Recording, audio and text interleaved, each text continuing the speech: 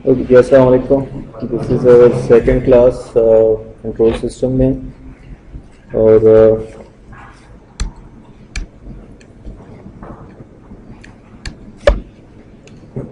आज जो हमारा टॉपिक है दैट इज़ लैप्लास ट्रांसफॉर्म। तो हम देखेंगे और and we will start some mathematical modelling.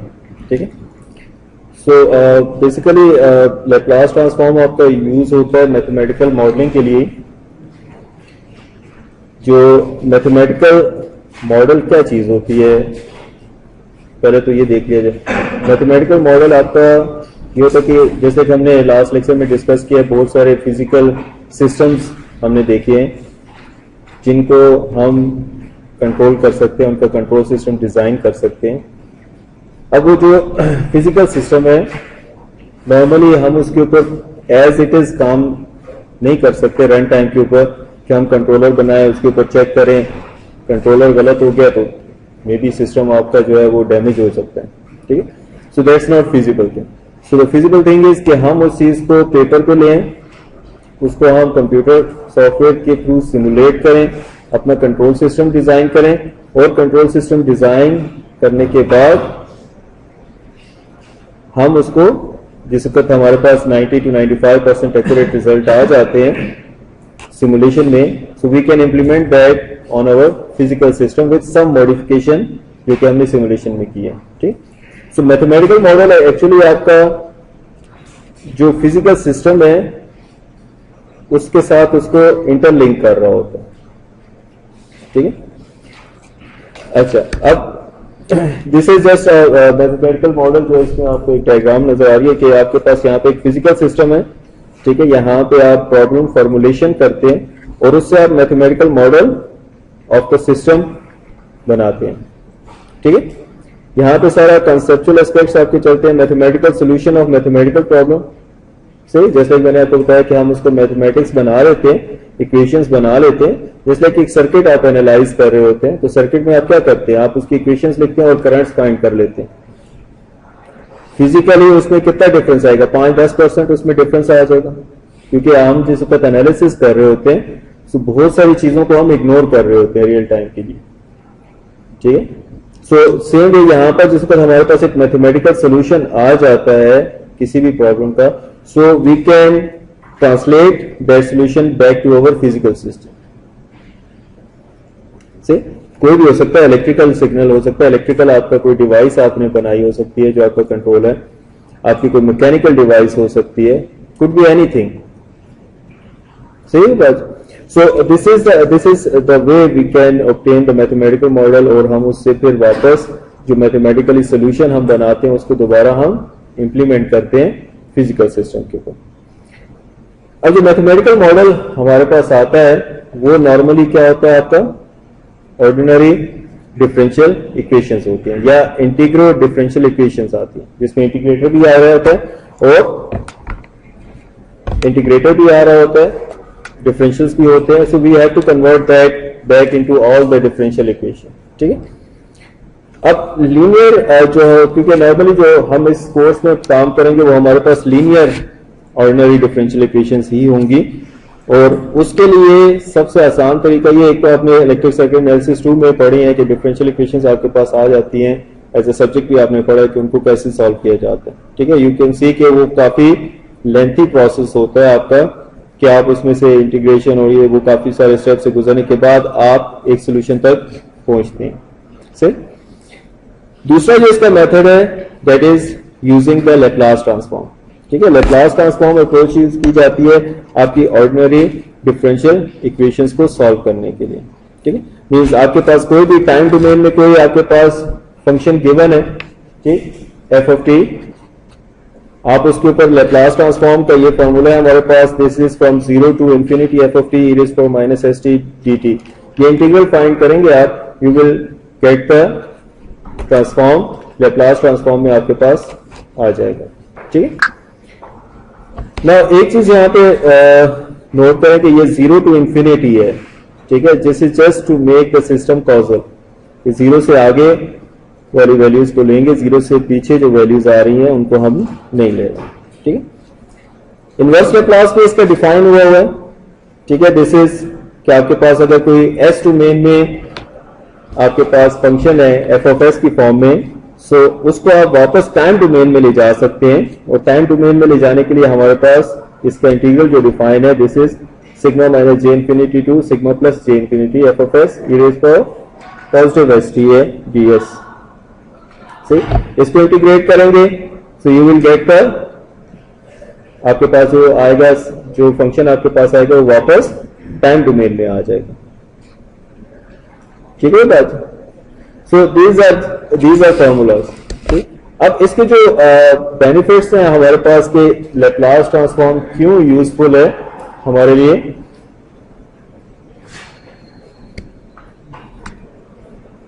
अच्छा, so these are some usefulness of the Laplace transform model, a linear time invariant analog system as an algebraic system।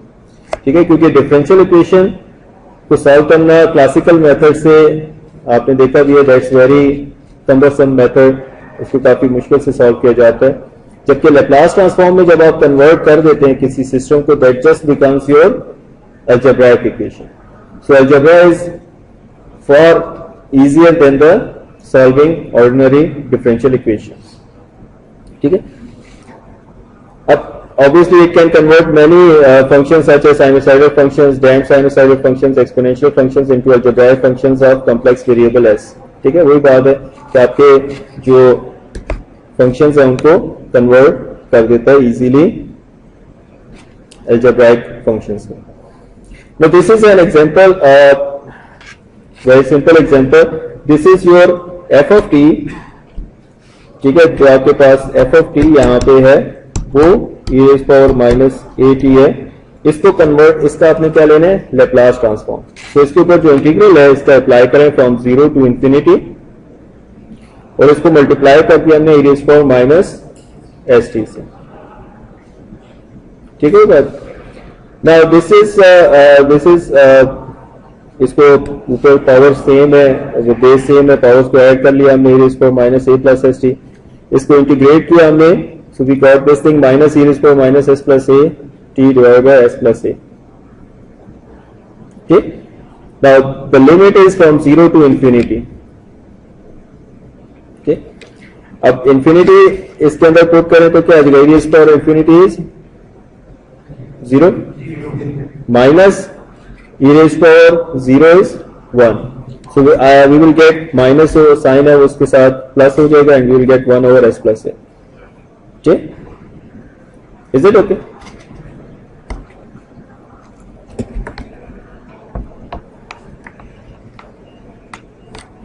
So okay, now this is very simple। तो भी आप इसमें function लेके you know how to integrate definite integrals को कैसे integrate किया जाता है, so you can have the integrals। Now there are two properties जो कि इसके ऊपर अप्लाई होती है। एक तो ये जो हम किसी भी कांस्टेंट के साथ इसको मल्टीप्लाई कर सकते हैं। ठीक है, फॉर द लिनियरिटी। ठीक है, लिनियरिटी के लिए दो प्रॉपर्टीज है ना। ठीक है, कौन कौन सी है, सुपरपोजिशन, स्केलिंग। ठीक है, सो this is scaling. Scaling means आप किसी कांस्टेंट के साथ मल्टीप्लाई कर सकते हैं। ठीक है, सुपरपोजिशन ये आती है कि आपके पास अगर दो फंक्शंस हैं, अगर आप उन दोनों को सेपरेटली सॉल्व करें और उन दोनों को ऐड कर दें, और अगर उन दोनों को ऐड करके सॉल्व करें, so you will get the same result. ठीक है, so these are the property of linearity. ठीक है, so any function that follows these two properties, that is a linear function। ठीक है, just have a quick view on one or two linear functions। हमारे पास suppose we have the function y is equal to say 3x and we have two inputs say x1 and x2। हमारे पास क्या आ जाती है, दो inputs आ जाते हैं। ठीक है, now whether this function is linear or not, हमें इसको चेक करने के लिए वही दो प्रॉपर्टीज को इस्तेमाल करना पड़ेगा। ठीक है, कि अगर मैं इसको मल्टीप्लाई करूं 3 के साथ, तो ऑब्वियसली या किसी भी कांस्टेंट के साथ मल्टीप्लाई करो सो आउटपुट भी उतना ही स्केल हो जाएगा, ठीक है।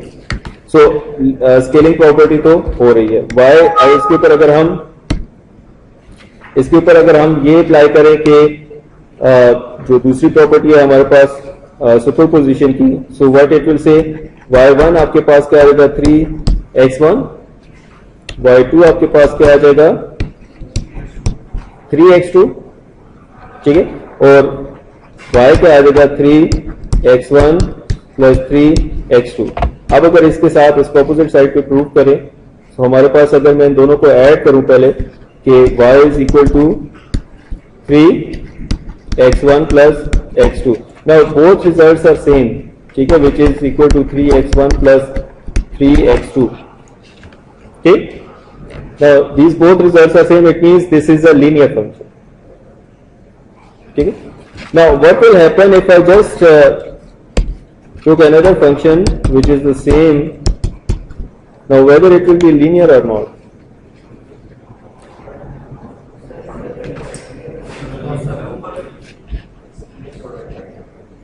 Tutor? See, so this will not be a linear function, although इसके अंदर कोई स्क्वायर नहीं है, कोई ऐसी टर्म नहीं है जो इसको नॉन लीनियर बनाए, ठीक है, but this is neither linear nor non-linear, ठीक है। ऐसे functions को normally affine functions कहते हैं, ठीक है, that we will study somewhere। affine functions कहते हैं जो कि non-linear भी है, जो ना ही linear हो ना ही non-linear हो, ठीक है। so अच्छा, यहां पर हमारे पास अभी क्योंकि लैप्लास ट्रांसफॉर्म के लिए भी अगर हमें दोबारा ही वही इंटीग्रेशन के प्रोसेस से गुजरना है, so that's again a cumbersome method, ठीक है, एक मुश्किल तरीका है ना। सो सबसे बेस्ट वे क्या है आपका लैप्लास ट्रांसफॉर्म लेने के लिए, आप टेबल यूज करें, ठीक है। दीज टेबल्स आर गिवन, अगर एग्जाम में भी जरूरत होंगे तो they will be provided to you, ठीक है।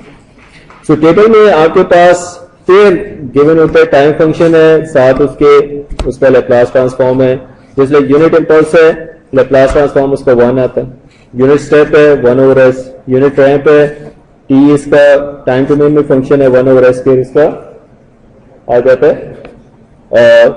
Laplace transform. सो सेम काफी सारे यहां पर आपके पास है, इसके आगे भी एक और टेबल गिवन है, ठीक है, जिसके अंदर आपके सारे लैप्लास ट्रांसफॉर्म के थ्योरम्स भी गिवन है, ठीक है। सो दिस इज जस्ट डेफिनेशन, इसके अंदर ये आपके पास जो है लीनियरिटी थ्योरम है, स्केलिंग की प्रॉपर्टी है, ये आपके पास लीनियरिटी है, आपके पास सुपरपोजिशन की है, दिस इज e⁻⁻at, इसका आपके पास ये आ जाता है। So all these pairs are given, ठीक है। इसके अंदर आपको ना कोई याद रखने की जरूरत है, नॉर्मली जो मोस्ट कॉमनली यूज होते हैं वो ऑटोमेटिकली याद होते जाते हैं, ठीक है, अदरवाइज इनको टेबल को रटा लगाने की जरूरत नहीं होती, ठीक है। That's always is there whenever it is required, ठीक है। I think so it's enough for the Laplace transform, क्योंकि सिग्नल सिस्टम में आपने इसको डिटेल में पढ़ा हुआ होगा, पढ़ा है ना, क्यों? Okay जी, so we can have some जो नेक्स्ट थिंग है हमारे पास डिफरेंशियल इक्वेशन, क्योंकि हमने जो मेजर काम करना है वो डिफरेंशियल इक्वेशंस को लेके आगे चलना है, और डिफरेंशियल इक्वेशंस का ही हमें लैप्लास ट्रांसफॉर्म निकालना है।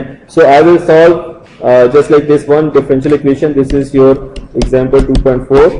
So we have dc t by dt plus 2ct equals to r of t from any system, कोई भी एक ऐसे सिस्टम है जिससे हमें ये एक डिफरेंशियल इक्वेशन ऑब्टेन कर ली है, ठीक है। नाउ जो डेरिवेटिव है इसका जो लैप्लास ट्रांसफॉर्म है, अगर हम उसको टेबल में जाके देखें, सो टेबल में हमें नजर आएगा दिस इज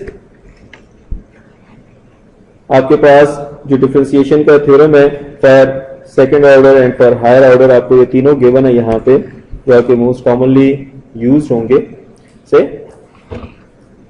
नाउ ठीक है, मैं लिखता हूं अभी। यहां पे जो हमारे पास जो लैप्लास ट्रांसफॉर्म है डी बाई डी टी, कोई भी एक फंक्शन है, ठीक है, which is equal to S times F of S minus F of zero, ठीक है। Now we know कि कोई भी डेरिवेटिव है या डिफरेंशियल इक्वेशन है, first order differential equation, it means we must have one initial condition, ठीक है। हमारे पास एक इनिशियल कंडीशन होगी और ये एफ ऑफ जीरो क्या डिफाइन कर रहा है, आपका जो फंक्शन है इन एफ ऑफ टी, उसमें अगर हम टाइम जीरो के ऊपर पुट करें, टी इक्वल टू जीरो कर दें, and whatever we will get is the initial condition of the system, ठीक है। Is it okay? नाउ इसी चीज को हम यहां पे इंसर्ट करते हैं। अब यहां पे एफ ऑफ एस है, यहां पे सी ऑफ टी है, सो इसका लैप्लास ट्रांसफॉर्म क्या हो जाएगा, टेकिंग लैप्लास क्या आ जाएगा आपके पास, S C of S minus F of zero, ठीक है, plus two C of S equals to R of S। अब इससे हम जो चीज बनाएंगे that is known as the transfer function। Transfer function कैसे बनता है, इसके अंदर हमारे पास जो इनिशियल कंडीशंस हैं, सॉरी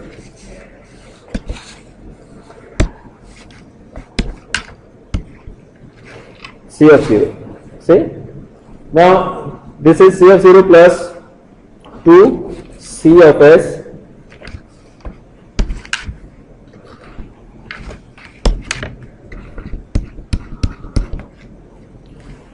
सही हो गया। नाउ ट्रांसफर फंक्शन हमारे पास कैसे बनता है, उसके लिए हमारे पास एक कंडीशन है जो हमने एज्यूम करनी होती है, वो that is all the initial conditions we assume they are zero, ठीक है। सो बाकी जो हमारे पास रह जाएगा plus two C of S equals to R of S, इसमें से सी ऑफ एस को कॉमन ले लें, so it will be S plus two C, and that is C of S equals to R of S, ठीक। Now transfer function is output over input which is 1 over s plus 2,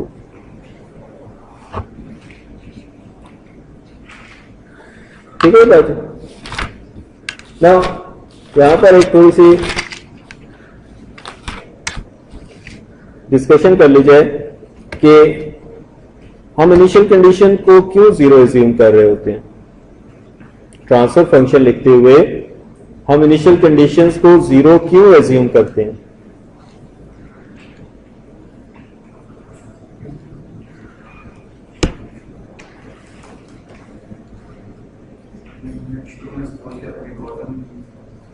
नहीं, that has nothing to do with the causality।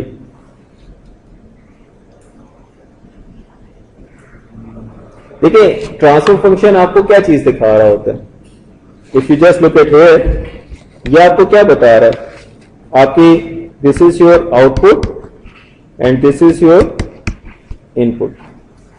ये आपको बताता है output और input का relation,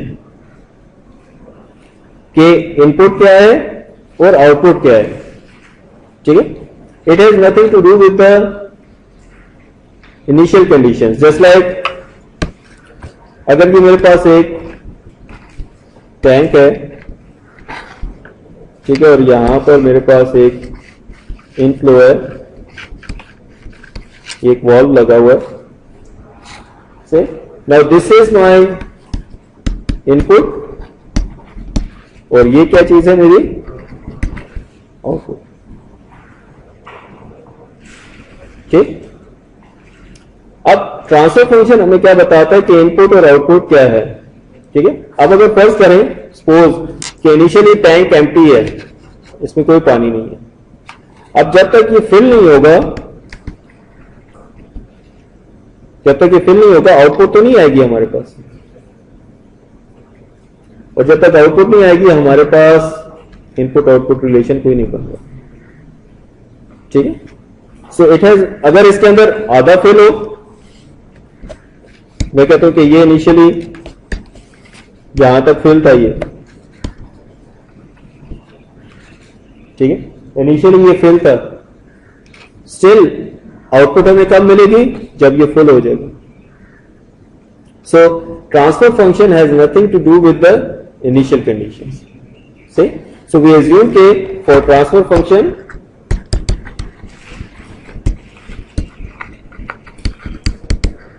we assume all initial conditions to be 0, क्योंकि वो कोई हमें कोई ऐसा इतनी इंपॉर्टेंट इंफॉर्मेशन नहीं दे रहा। ठीक है बाजी। और एक और चीज कि ट्रांसफर फंक्शन सिर्फ और सिर्फ लिखा जा सकता है for, we can write transfer function for only linear system और linear time invariant system.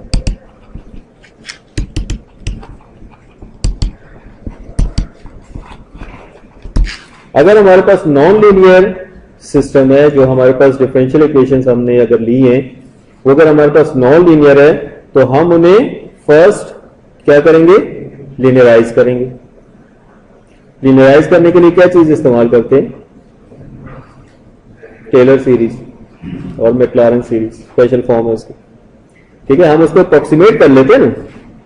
Non linear और लीनियर में यही डिफरेंस आता है कि हम नॉन लीनियर फंक्शंस को अप्रोक्सीमेट कर लेते हैं, उनका सोल्यूशन अप्रोक्सीमेट कर लेते हैं। ठीक है, ताकि हमारे पास वो लीनियराइज हो सके। सही बात है, क्लियर? ठीक, सो ये दो चीजें हैं कि हमारे पास एक तो जो भी फंक्शन होगा एफ ऑफ टी, वो that must be linearise. F of T time domain में जो फंक्शन है वो मस्ट बी लीनियराइज होना चाहिए। और दूसरा ये बात है कि हम जिसको ट्रांसफर फंक्शन लिखते हैं तो हम तमाम इनिशियल कंडीशंस को क्या करते हैं, we assume them to be 0। ठीक, अब ये जो हमारे पास जो एग्जांपल हम कर रहे थे, जिसमें हमारे पास जो आउटपुट आई थी C of S divide by R of S, which was 1/s+2। ठीक, अब अगर इसका देखा जाए जो इनवर्स लैप्लास ट्रांसफॉर्म है, अगर हम इसको टेबल में देखें तो हमारे पास क्या बनता है, ये टेबल में देखें। सो जो पीछे हमारे पास टेबल था, यहां पे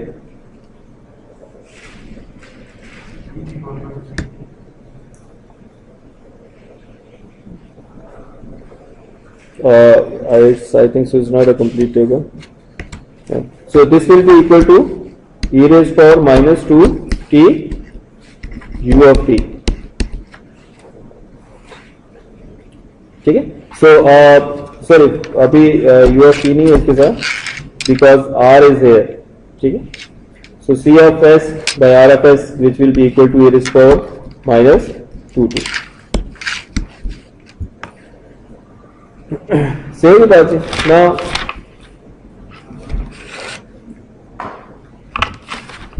बेटा ये form table,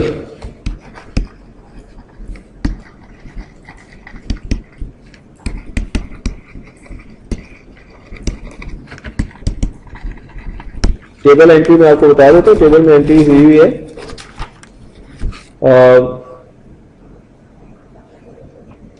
If you have any function like e raised to power minus at u of t, इसका जो f of t बनेगा that will be sorry f of s जो बनेगा this is s plus a। ठीक है, सही ना, इसके हमने सॉल्व भी किया पीछे एक एग्जाम्पल। सही, क्लियर होगी बात? ठीक है, Okay,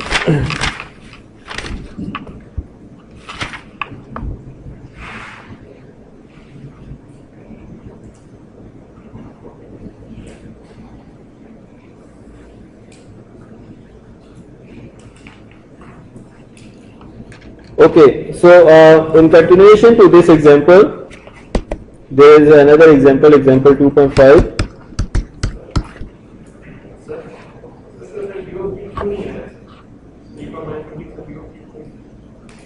U of t, okay, ये जो हमारे पास फंक्शन लिखा हुआ ना, इसको ये जो है दिस इज योर, अगर मैं ऐसी फॉर्म में लिखूं, this is your C of T and this is your R of T, ठीक है, this is your R of T. असल में ये आर ऑफ एस इधर है, अगर आप इसको इस तरीके से लिखें कि C of T is equal to e raised to power minus 2t r of t,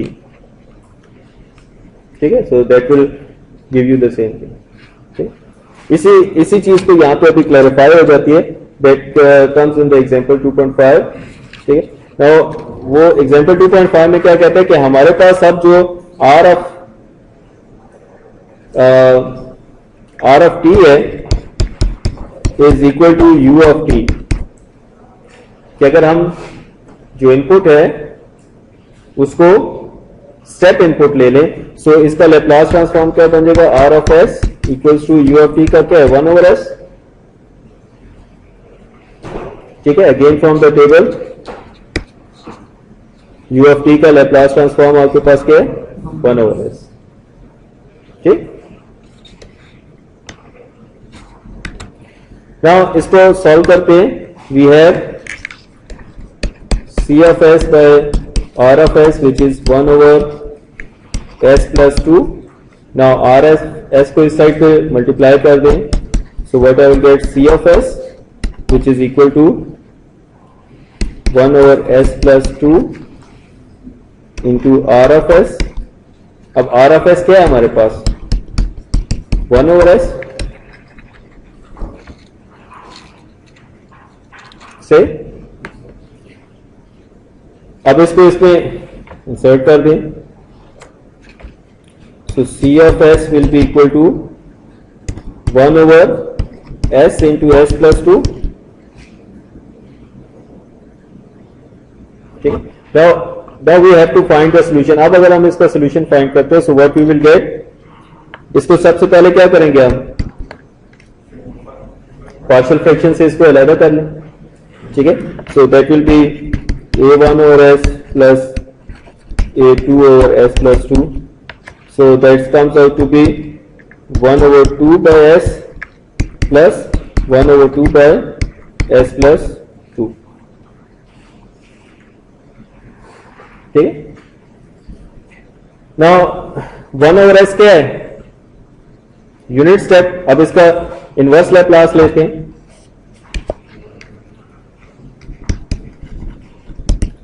taking inverse Laplace,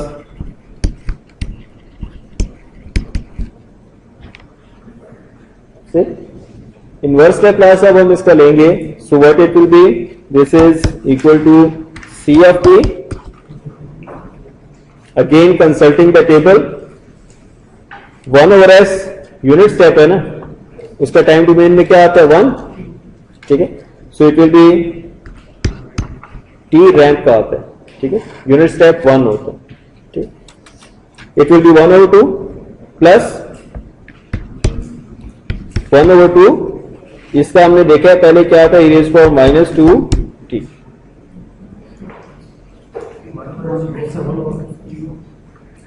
है।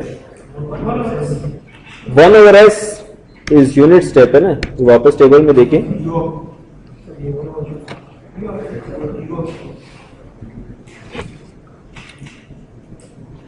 अच्छा ठीक है, just write it here u of t, ठीक है,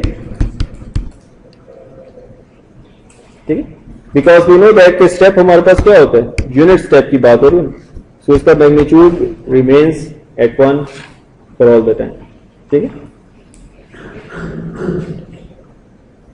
क्लियर है बात है नहीं?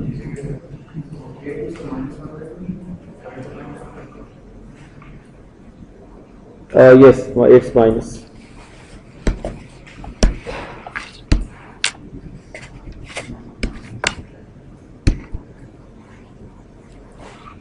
ठीक है.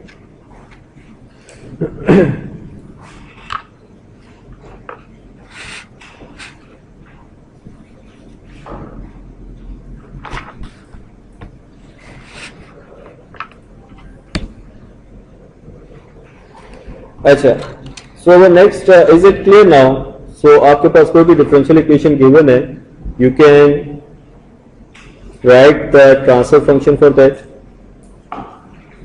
क्लियर है सबको? ताकि हम थोड़ा सा आगे चलें.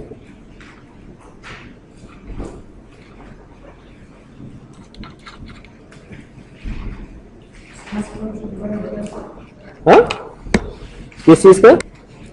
So the question is, what is transfer function? Okay, so before moving to the next topic, just we will take few minutes to say what is transfer function.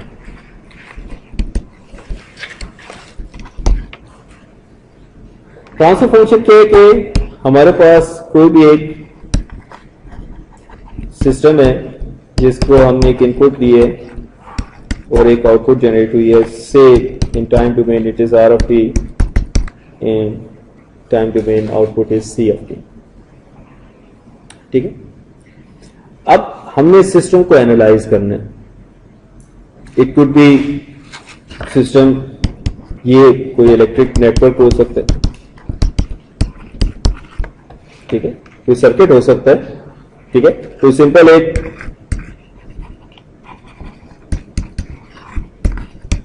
RLC network हो सकता है. ठीक है.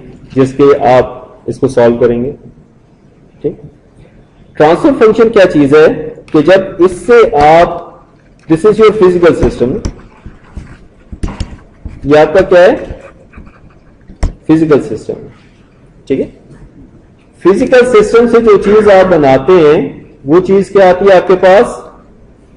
अभी हमने देखा उसको हम क्या कहते हैं? Differential equation. could be ordinary differential equation, could be partial depending upon the system. ठीक है. For our course they are only linear ODEs. ठीक है. ordinary differential equations. ठीक है. लेकिन फिजिकल सिस्टम तो कुछ भी हो सकता है ना. इट इज नॉट नेसेसरली कि हर फिजिकल सिस्टम से आपके पास एक लीनियर ऑर्डिनरी डिफरेंशियल इक्वेशन ही आएगी. ठीक.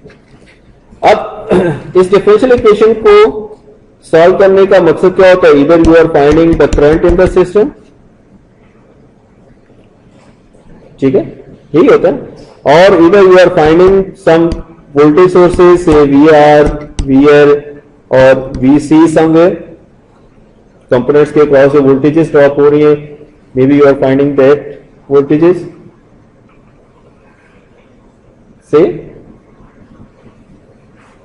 बात क्लियर है? अब ये डिफरेंशियल इक्वेशन से हमें ये चीज मिल रही होती है ना. हमें जो चीज चाहिए हम उस फॉर्म में डिफरेंट फॉर्मूलाज डाल के कन्वर्ट कर देते हैं. डिफरेंशियल इक्वेशन को करंट के फॉर्म में चाहिए तो बस सिंपल हम इधर यहाँ पे KVL लगाएंगे and we will get some equation और उसको हम सॉल्व करेंगे. We will get the current system की क्या आ रही है. ठीक है. Because now this is my input, ये जो वोल्टेज सोर्स है, और this is my output.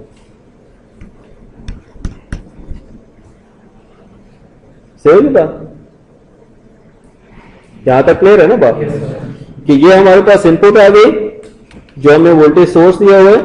This is my output जो हमारे पास यहां पे हमें रिक्वायर्ड है, जिसको हम मेजर कर रहे हैं.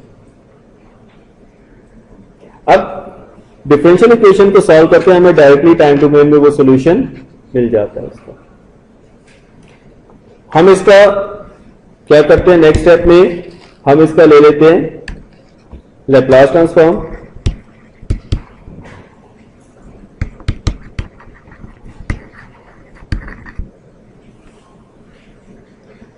लैप्लास ट्रांसफॉर्म से हमारे पास वही इक्वेशन बन जाती है. किस फॉर्म में? एक अलजेब्राइक इक्वेशन. अलजेब्राइक इक्वेशन बन जाती है ना.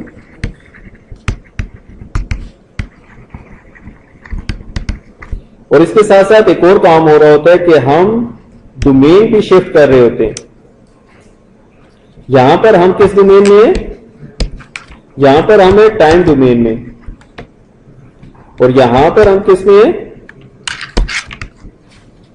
यहां पर हम हैं जी फ्रीक्वेंसी डोमेन में।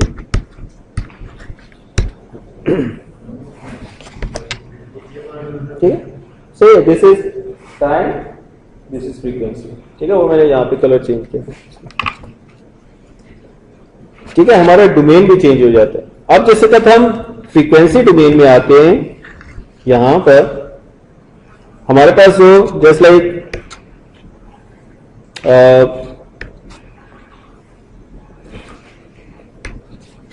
ये था, ये हमारे पास कोई सर्किट था और एनीथिंग फिजिकल सिस्टम था। हमने यहां से, ये हमारे पास क्या आई है इसकी डिफरेंशियल इक्वेशन से।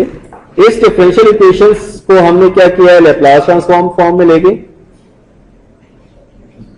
ठीक है, now here just see this is your input, this is C of T is your output, जिसके लिए हम इस डिफरेंशियल इक्वेशन को सॉल्व कर रहे हैं। ठीक है, यहां पर हमने सी ऑफ एस फाइंड किया ना, C of S by R of S. Now इसको अगर सिर्फ मैं यू लिखूं, सी ऑफ एस 1 और S plus 2 times R of S, this is my output. ठीक है, सो हम जिस वक्त फिजिकल सिस्टम से लैप्लास ट्रांसफॉर्म में आते हैं, सो व्हाट वी से कि हमारे पास जो आउटपुट है विच इज इक्वल टू जो भी हमारे पास सिस्टम वैल्यू आई है टाइम्स द इनपुट। अब ट्रांसफर फंक्शन क्या है? ट्रांसफर फंक्शन ये कहता है आपका कि आपका जो आउटपुट का और इनपुट का जो आपस में रिलेशन है, वो जो भी यहां पे लास्ट टाइम हमारे पास इक्वेशन आई, दिस वाज एस प्लस 2,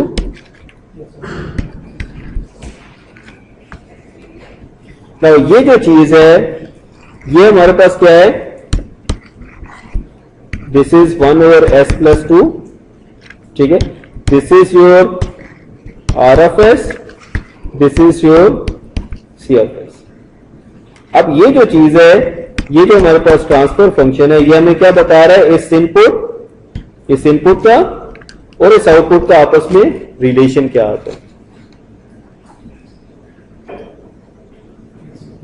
ठीक है, ट्रांसफर फंक्शन हमें क्या बता रहा होता है, इनपुट और आउटपुट का रिलेशन क्या है। जस्ट लाइक ये अभी टैंक की एक वाटर टैंक की एक एग्जांपल हमने यूज किया,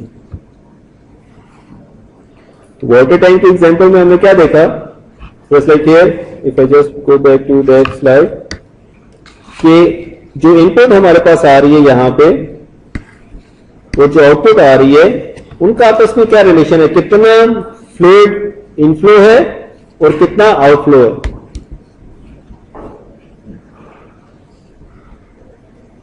बात समझ आ रही है ना? सो इनका आपस में रिलेशन क्या बनता है, वो रिलेशन हमें किससे पता चलता है, ट्रांसफर फंक्शन से। ठीक है, नाम ये ना ट्रांसफॉर्म कर देता है इनपुट को आउटपुट में, और आपस में उनका क्या लिंक बनता है वो आपको उस इक्वेशन से बता देता है। ये कि अगर इस सिस्टम को मैं इनपुट देता हूं, now this input could be any step input दे दें, रैंप दे दें, और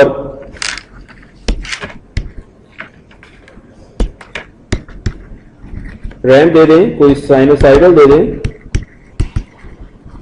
ठीक है, किसी को धक्का मार दें, whatever you do, that's the input to the system।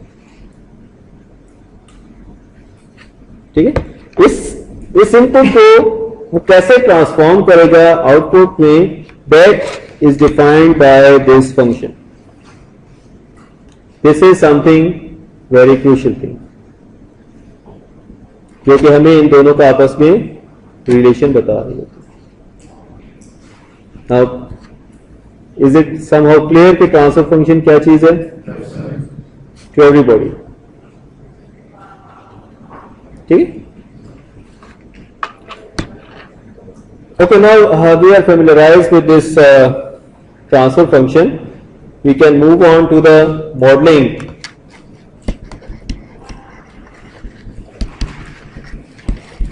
It doesn't mean कि कल आप फैंसी कपड़े पहन कर आ जाएं. मॉडलिंग मीन्स हमारे पास फिजिकल सिस्टम है, हम उसकी इक्वेशंस कैसे लिखेंगे, ठीक है, हम उसका मैथमेटिकल मॉडल कैसे क्रिएट करेंगे.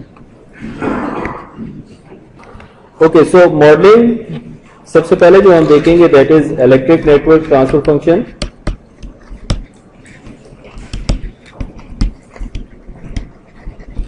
इलेक्ट्रिक नेटवर्क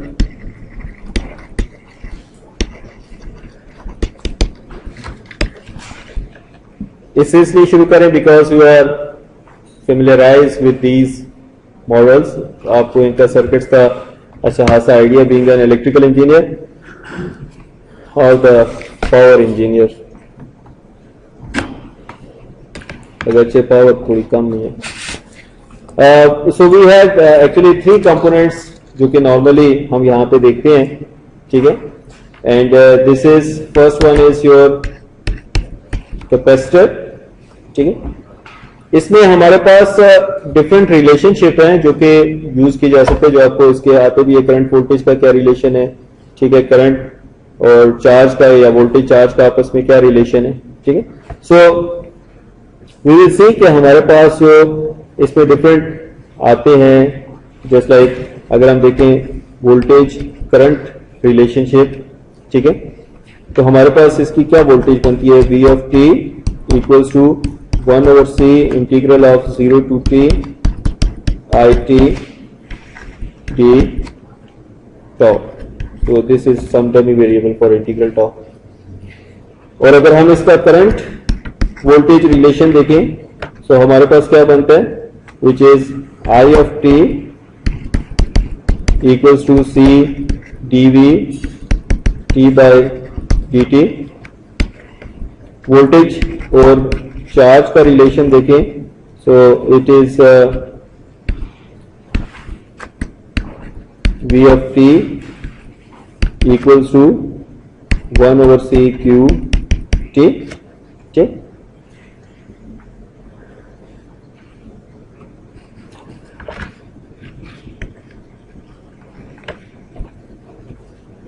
सिमिलरली हमारे पास एक और जो कंपोनेंट आता है, दिस इज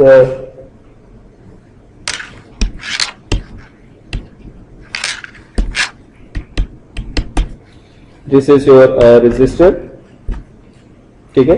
सो इसके अंदर जो वोल्टेज करंट का रिलेशन है वो क्या है, v of t is r I of t is equal to IR, ठीक है. करंट वोल्टेज का क्या रिलेशन है, I of t is equal to 1/r v of t, ठीक है. और चार्ज का और वोल्टेज का जो रिलेशन है आपस में v of t is equal to r dq by dt.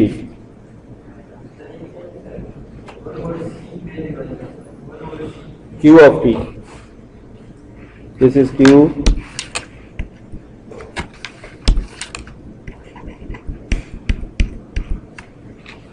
of t.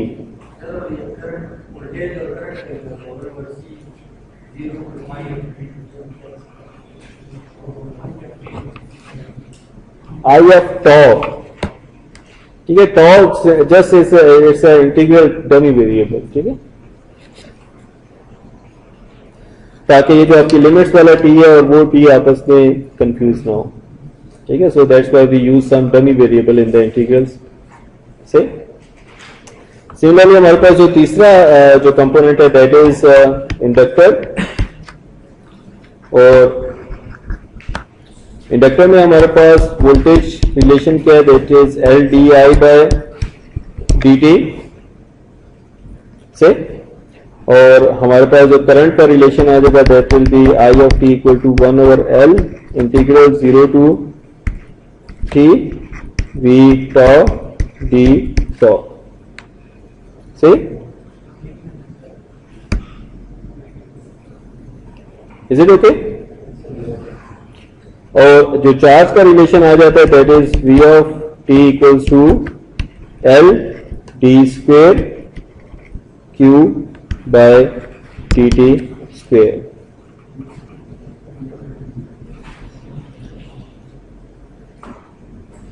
ठीक है, ये जो लास्ट कॉलम एक मैंने अभी खाली छोड़ा हुआ है, इसमें हम डिफाइन करते हैं इसकी impedance, call it as the Z of S in frequency domain, that is V of S divide by I of S. V over I जो रिलेशन है इसका, उसको हम डिफाइन करते हैं। नाउ ये जो हमारे पास इंटीग्रल है, इसका लैप्लास ट्रांसफॉर्म क्या आता है? 1 ओवर एस। ठीक है, इंटीग्रल का लैप्लास ट्रांसफॉर्म क्या आता है? 1 ओवर एस। सो अगर इस चीज को देखें, इसका अगर हमने इंपीडेंस फाइंड करनी है तो क्या होगा? अगर इसको थोड़ा सा यहां पे मैं सॉल्व कर दूं, so it will be V of S equals to 1 over C times 1 over S I of S. ठीक है, so I am interested in finding this v by i, so it will be 1 over C S. सो impedance हमारे पास यहां पे क्या आ जाएगी? 1 ओवर सी एस।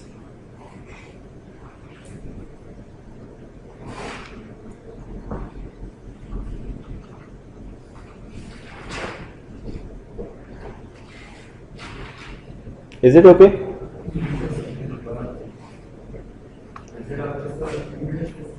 इंपीडेंस होती है ना जी, जेड हम इंपीडेंस को शो करते हैं ना। इंपीडेंस क्या होती है? रेजिस्टेंस आर ओवर आई, यही होता है ना। अब इंपीडेंस क्यों लिखते हैं इसको? Can you differentiate between resistance and impedance?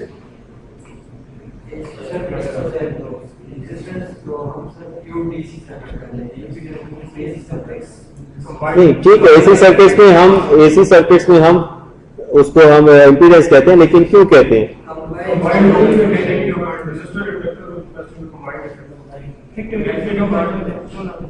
मतलब मैं साथ 2 टीचर बुला लूं और आपको कुटूं, तो इस means that will B impedance.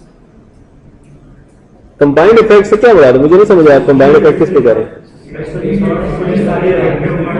अच्छा चलो, just leave it, I will just tell you the simple difference. आपके पास वो आता है रेजिस्टेंस में और इंपीडेंस में। Resistance is for the DC, impedance when there is a frequency involved in the signal. ठीक है, क्लियर है बात? जब भी आपकी फ्रीक्वेंसी इन्वॉल्व हो जाएगी, then we say it is impedance. ठीक है, अब now because here we have D of T I of T, time domain है ना, टाइम वेरिंग है ये function, so therefore we call them as a impedance. अगर ये सिर्फ डीसी इनपुट होती है हमारे पास, तो वी जस्ट से कि इनकी रेजिस्टेंस क्या है। ठीक, सो इसी तरीके से इसकी तो इंपीडेंस आसान है, V of s it is R as it is. ठीक है, because V over I R आ जाएगा आपके पास से। इसी तरीके से d i by D t का लैप्लास ट्रांसफॉर्म क्या है? एस। ठीक है, और डी आई है ना, सो ये क्या आ जाएगा? I of s, so it will be L S I of s. तो V of s divided by I of s is L S.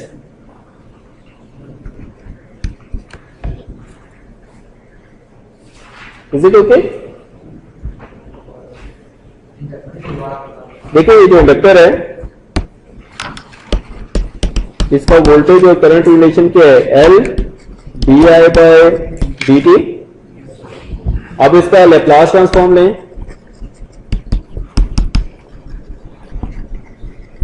So what you will get? V of S L. इसको अगर आप जाके उसमें देखें क्या कहते हैं टेबल में, so you will find it will be S I of S. ठीक है, माइनस आई ऑफ 0। ठीक है, now because for transfer function we assume initial conditions are 0। ठीक है, so it will be V of S L S I of S. ठीक है, now we are interested in finding v of s by I of s, which is z of s impedance, so it is equal to L S.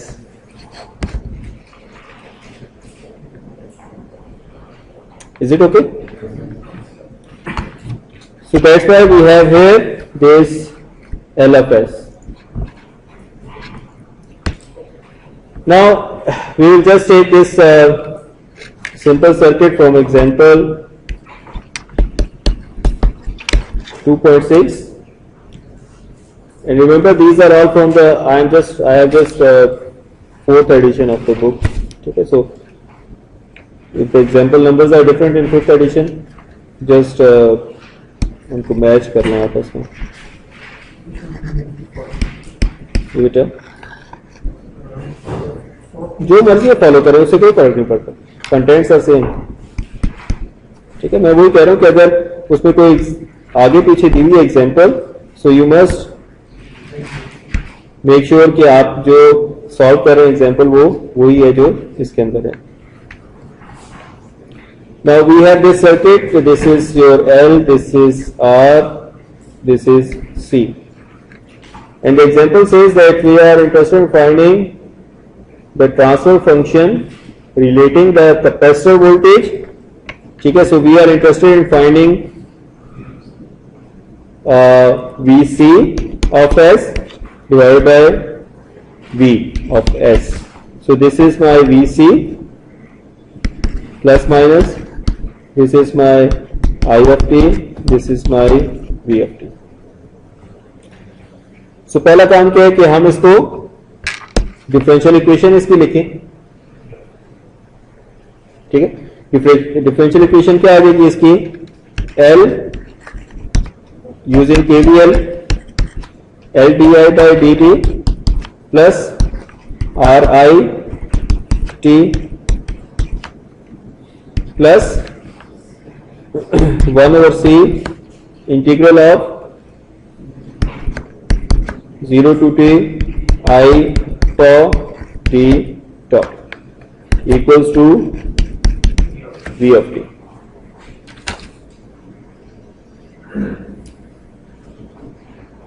एक तो तरीका ये है कि इसको differentiate कर दें एक दफा. ठीक है, लेकिन डिफरेंशिएट करेंगे तो इस साइड पे तो कोई इतना फर्क नहीं पड़ेगा. यहां पे इनपुट का क्या आ जाएगा? डेरिवेटिव आ जाएगा. That will again become something which is not good for this course. ठीक है, so what we can do is कि हम इसको चार्ज की फॉर्म में लिख लेते हैं. So we have the relation I of T which is equal to D Q by D T. So I of T की जगह हम ये रिप्लेस करते जाएंगे. सो ये क्या आ जाएगा? L D square Q by D T square plus R D Q by D T plus 1 over C. अब आई टी की जगह D Q by D T आएगा तो ये इंटीग्रल और डेरिवेटिव आपस में कैंसिल हो जाएंगे. ठीक है, क्योंकि integral is anti derivative of the derivative. So what we will get? Q of T equals to V of t. ठीक है, so these are all function of time q.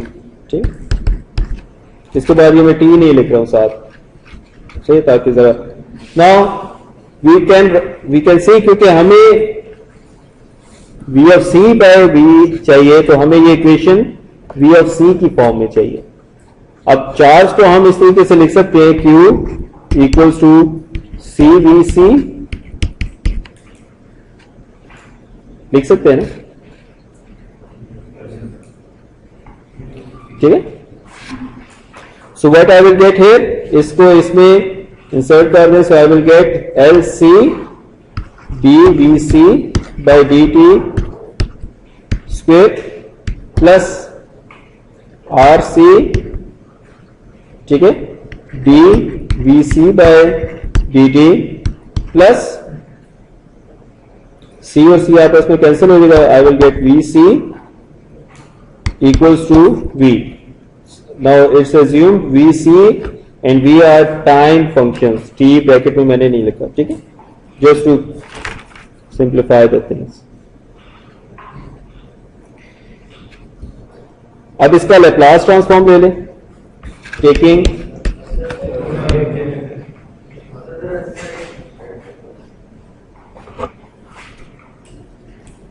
So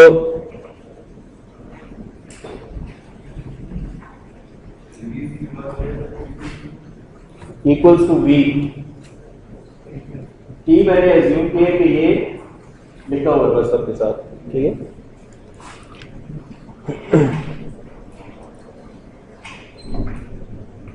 Is it okay? Up till now. Now, taking Laplace transform. So, taking Laplace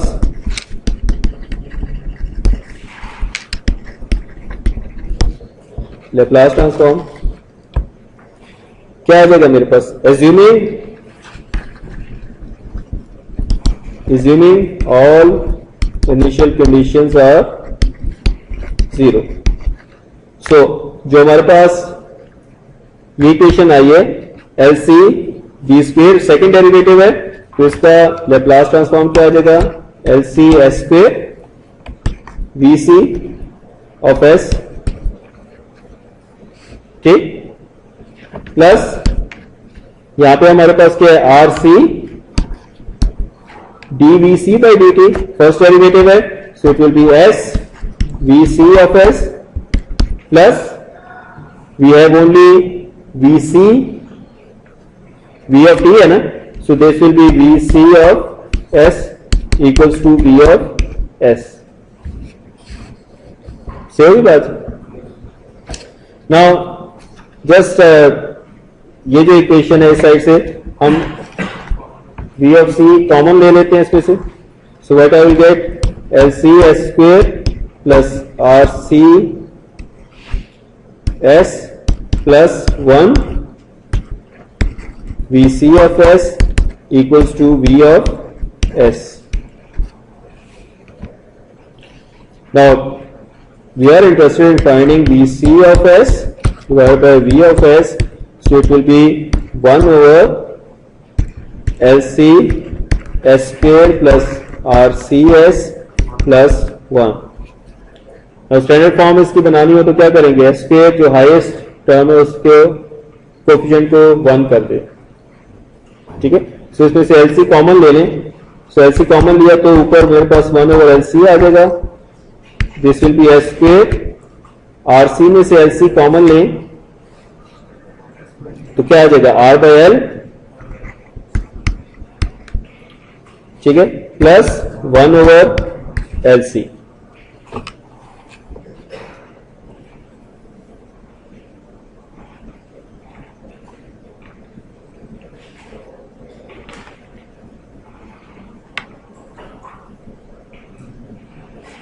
clear होगी बात यहां तक?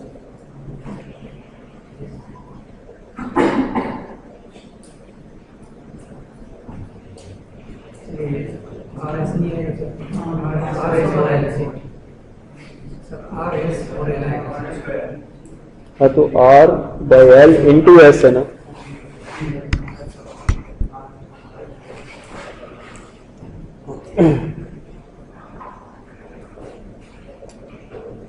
Is it okay up till now?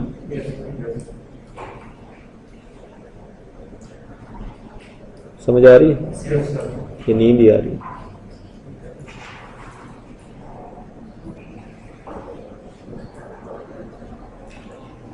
Okay, सो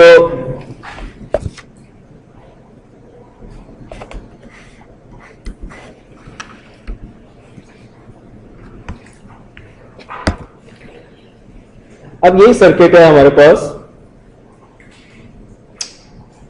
बजाय इतनी लंबी discussion लिखने के बजाय हमें suppose if we are interested in finding, ये मेरे पास सर्किट है V of s divide by I of s, इसी सर्किट के लिए हमने ये चीज फाइंड करनी। So one of the simple method is कि ये जो मेरे पास सर्किट गिवन है,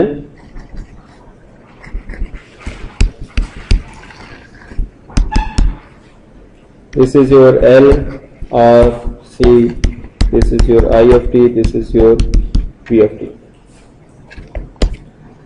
So एक सिंपल तरीका हमारे पास ये है कि हम, क्योंकि यहां पे केवीएल लगा रहे हैं, केवीएल में हम इनके अगर इंपीडेंसेस को यहां पे डायरेक्टली लिख लें, जो हमने टेबल में डिफाइन की है यहां पे ये आखिरी कॉलम में, ठीक है, इन इंपीडेंसेस को डायरेक्टली लिख लें तो क्या आ जाएगा? This impedance is LS, this is simple R, this is 1 over CS, this is I of S, this is source is now your V of S.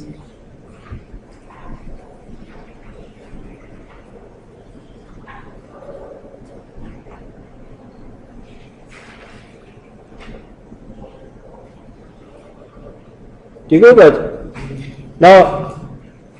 अगर अब मैं इसके ऊपर अप्लाई करूं KVL,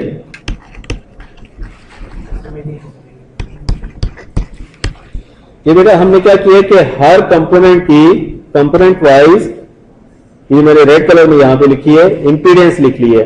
ये जो हमने टेबल बनाया था पीछे, इसमें जो हमने लास्ट कॉलम में इंपीडेंसेस डिफाइन की थी, 1 over CS for capacitor, R for the resistor and LS for the inductor, ठीक है। हमने क्या कहा कि हम इनको डायरेक्टली फ्रॉम बाय टेबल हम इनकी इंपीडेंसेस डायरेक्टली यहीं पर लिख लेते हैं और इसी इंपीडेंस की फॉर्म में इसकी इक्वेशन भी बना लेते हैं। कैसे अप्लाई केवीएल करते हैं? सो क्या आ जाएगा? LS IFS, ठीक है, plus R IFS plus 1 over CS IFS equals to V of S.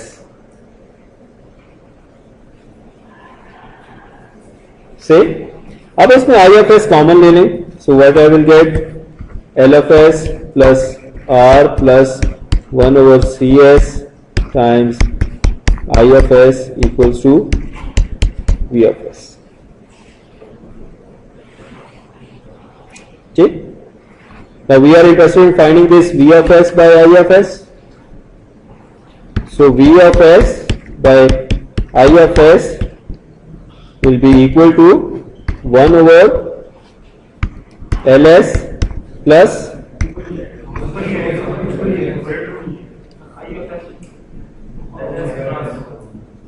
yes, sorry.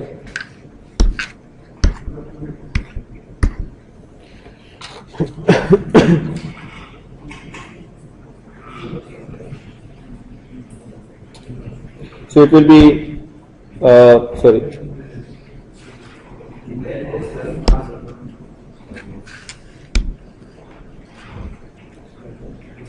So it will be LS plus R plus 1 over CS.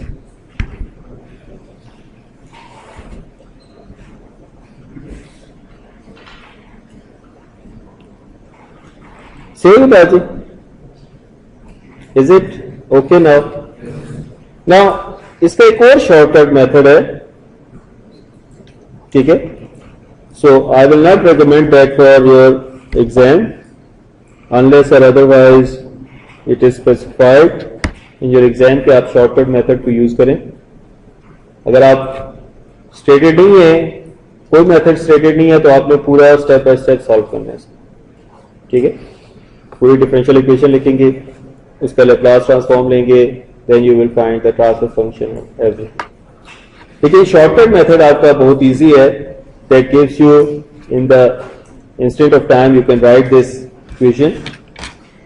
Now this is your same example 2.7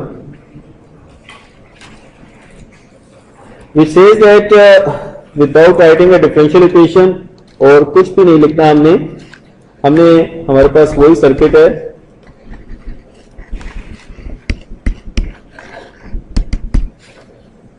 this is your C, this is your R, this is your L. Now I using the shortcut method हम इसकी directly equation लिखते हैं, ठीक है। This is my I of S इनका impedances लिख ले, ठीक है। This is L S, this is R, this is 1/CS, this is V of S। ना इसका शॉर्टकट मेथड क्या है, which is that sum of impedances times, this is for one loop circuit, ठीक है, for single loop circuit, okay, times I of S equals to sum of applied voltages,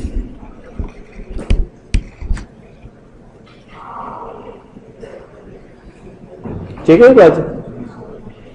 now some of impedances क्या आ जाएंगी, L S plus R plus 1/C of S times I of S। अब applied voltage हमारे पास सिर्फ एक है, V of S।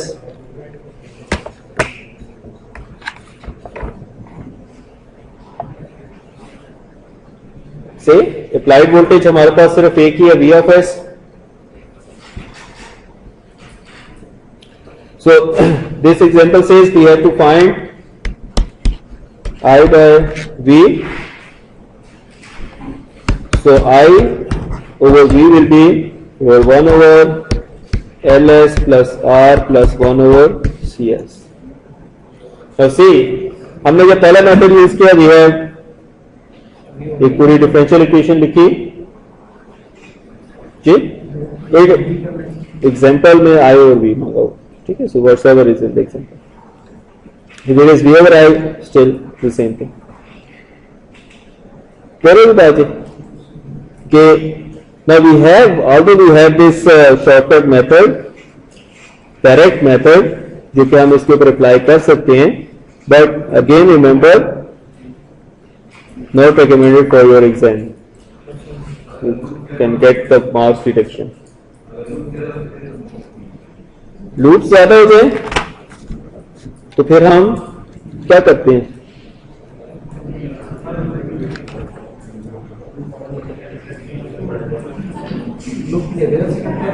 फिर मैश एनालिसिस करते हैं।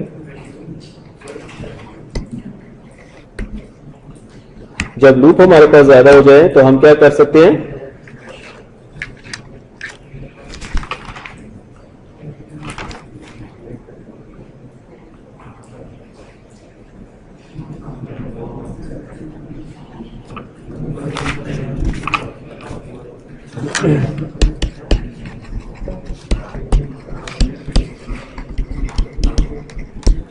मल्टीपल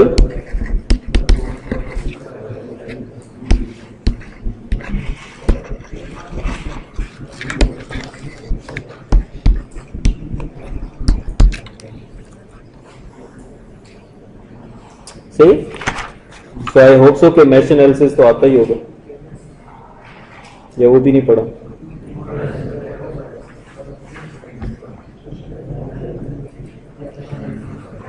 बड़ी खुशी हुई कि आपने पढ़ा हुआ। Okay, so let's have this simple circuit जिसमें हमारे पास दो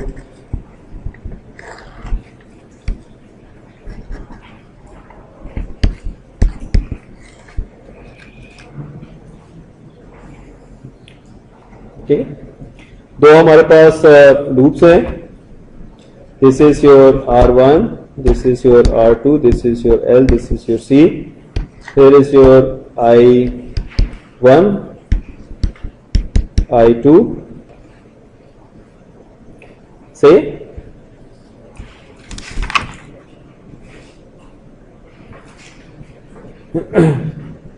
यहां पर हम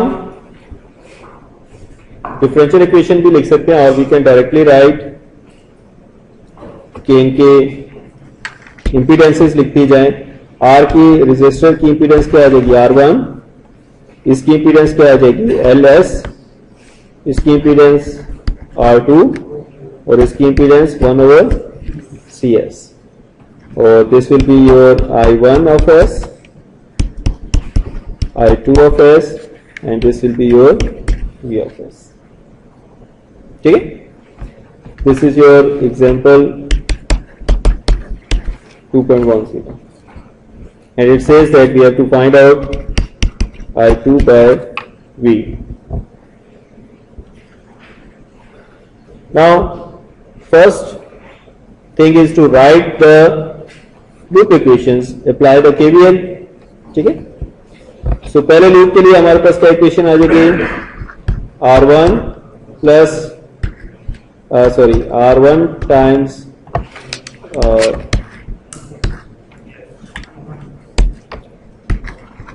R1 times I1 of s plus LS I1 minus I2.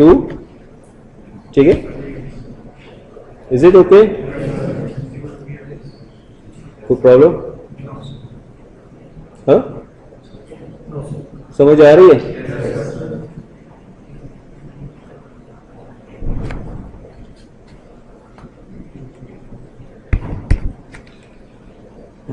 Equals to V of s.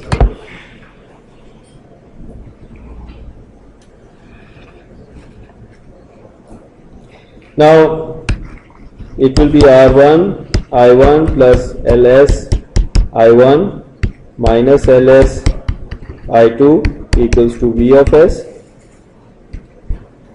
So this will be R1 plus LS times I1 minus LS times I2 equals to V of s. We mark it with equation A. सही, क्योंकि हम थोड़ा सा इसको I1 और I2 के form में लिखते हैं. अब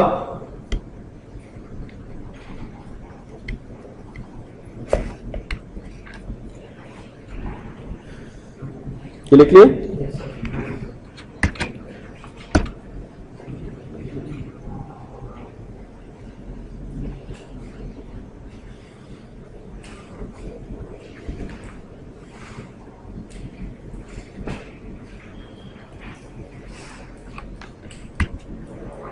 ठीक है, नाउ फॉर लूप 2 जो हमारे पास सेकेंड लूप बनता है, उसमें हमारे पास क्या चीज आ जाती है,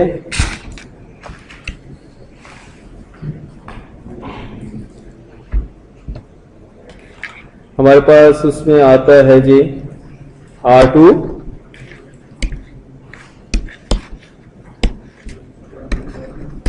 R2 times I2 S bracket में ऑब्वियसली अंडरस्टूड है. ठीक है, plus 1/CS I2 plus LS I2 minus I1. There is no applied source, 0. So ये हमारे पास क्या आएगा, minus LS I1 plus, I am just directly writing this, LS plus R2 plus 1/CS I2 equals to 0. Now this is your equation B. Say. Now we are interested in finding I2 over V of s. So here comes your mathematics. Use Cramer rule or solve them simultaneously. Whatever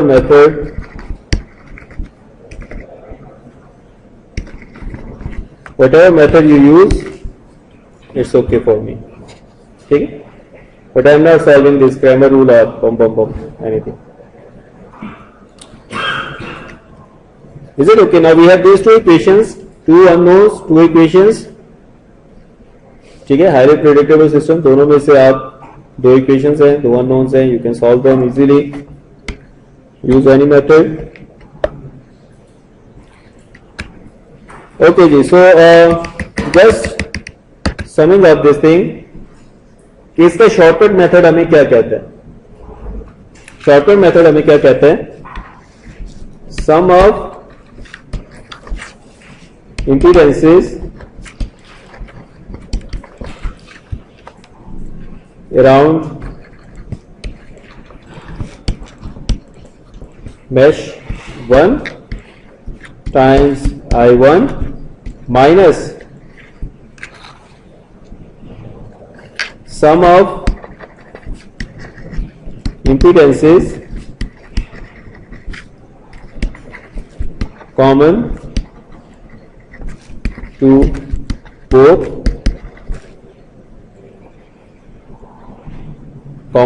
or two meshes times I2 equals to sum of applied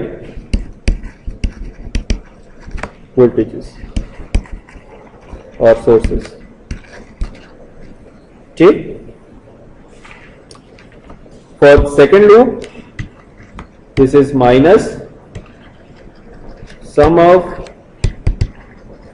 impedances common to both mesh times I1 plus sum of impedances around mesh 2 equals to sum of applied voltages. Now we can verify them. Just look at here. ये जो equation ए आई है मैं उस पर वापस जाता हूं, आप बाद में लिख ले.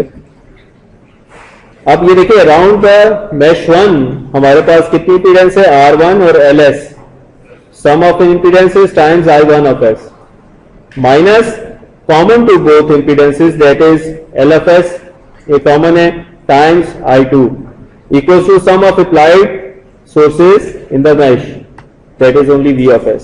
इसी तरीके से जो हमने इक्वेशन बी लिखी है which is here minus sum of impedances common to both meshes. अब कॉमन टू बोथ मेशेस के LFS और यहां पर हमारे पास क्या आ गया LFS times I1 plus sum of impedances around mesh 2. अगर आप लूप 2 में देखें तो आपको ये तीनों इंपीडेंस नजर आ रही हैं, LFS R2 1/CS, ठीक है, times I2. So this is just gives you the shortcut method to write down the equations directly and you can solve them further.